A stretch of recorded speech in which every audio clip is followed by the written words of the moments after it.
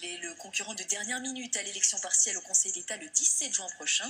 Genève a découvert le nom de Manuel Acevedo le jour même du dépôt des candidatures. La priorité de cet entrepreneur hors parti, relancer l'économie au travers des petites et moyennes entreprises. Âgé de 34 ans, donc Benjamin de cette élection, il est notre invité ce soir. Bonsoir Manuel Acevedo. Bonsoir. Alors, j'ai regardé attentivement la vidéo que vous avez postée sur votre site internet. Vous demandez comme priorité la création d'emplois. 3 minutes 05. On nous dit qu'il faut créer des emplois, mais on ne nous dit pas comment. Alors, Oui, tout à fait. Aujourd'hui, on a un problème des licenciements qui vont s'accentuer, notamment dans les banques, et il faut prendre des mesures. Aujourd'hui, alors lesquels? tout à fait, j'ai fondé une entreprise d'innovation à l'exportation et je connais précisément les problèmes des PME. Simplement, je ne peux pas exprimer aujourd'hui les mesures. Je dois donner le temps de la campagne. Je fais deux phases. La première phase... La campagne politique, c'est généralement pour annoncer des mesures. Justement, j'ai deux phases. Je vous annonce les mesures. Les deux phases, c'est jusqu'à la fin mai. Je laisse parler les autres pour qu'ils puissent exprimer leur connaissance du domaine économique. Je considère que c'est une connaissance assez basse. Et quand j'aurai constaté et fait constater ça veut dire qu'avant le 1er juin, vous n'avez pas d'idée? Si, j'ai l'idée, mais simplement, je vais souligner jusqu'à la fin mai le manque d'idées chez les autres pour proposer le 1er juin des vraies idées issues du terrain. Donc vous faites une campagne politique d'opposition en clair?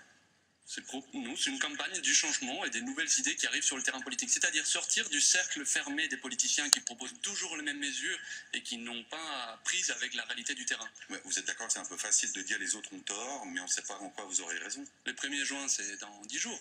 On attend 10 jours. Le 7 juin, c'est l'élection. Les gens vont voter avant, ça va faire court. Oui, mais vous dites que les autorités, finalement, vous accusez les autorités d'en faire trop pour les multinationales, les grandes entreprises, pas assez pour les PME, parler d'innovation. Comment faut-il innover pour aider les PME? Alors, justement, c'est dans le cadre des mesures du 1er juin, mais il faut arrêter la monoculture des défiscalisations aux grosses entreprises.